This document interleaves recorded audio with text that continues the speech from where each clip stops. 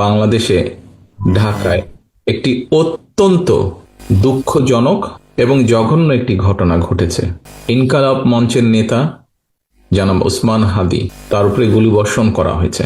আমরা কিছুদিন আগে দেখেছি চট্টগ্রামে একইভাবে আমাদের আরেক প্রার্থীকে গুলি করা হয়েছিল। প্রিয় ভাই বোনেরা, প্রথমেই আমি এই ঘটনার জন্য তীব্র ঘৃণা এবং প্রতিবাদ জানাচ্ছি। আমাদের উচিত হবে সারা বাংলাদেশে গণতন্ত্রের পক্ষে যত মানুষ আছে প্রত্যেকটি মানুষের উচিত হবে এই ঘটনার তীব্র প্রতিবাদ এবং ঘৃণা জানানোর।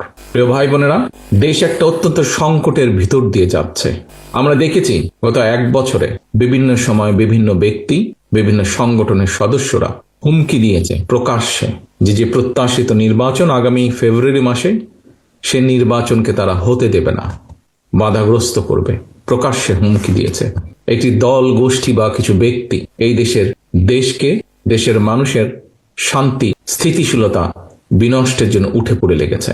এবং এই কারণেই বাংলাদেশ জাতীয়তাবাদী দল এবং একই সাথে যারা বাংলাদেশের অস্তিত্বে, স্বাধীনতা, সার্বভৌমত্বে বিশ্বাস করেন, দল ছোট বড় বিষয় না, যারা বাংলাদেশি জাতীয়তাবাদের অস্তিত্বে, বাংলাদেশের অস্তিত্বে বিশ্বাস করে, সবার আগে বাংলাদেশ, এই নীতিতে যারা বিশ্বাস করে, আমাদের প্রত্যেকটি দল, প্রত্যেকটি নেতা, প্রত্যেকটি কর্মী, প্রত্যেকটি মানুষকে আজ অতীতের যে কোনো সময় থেকে সবচাইতে বেশি ঐক্যবদ্ধ হতে হবে।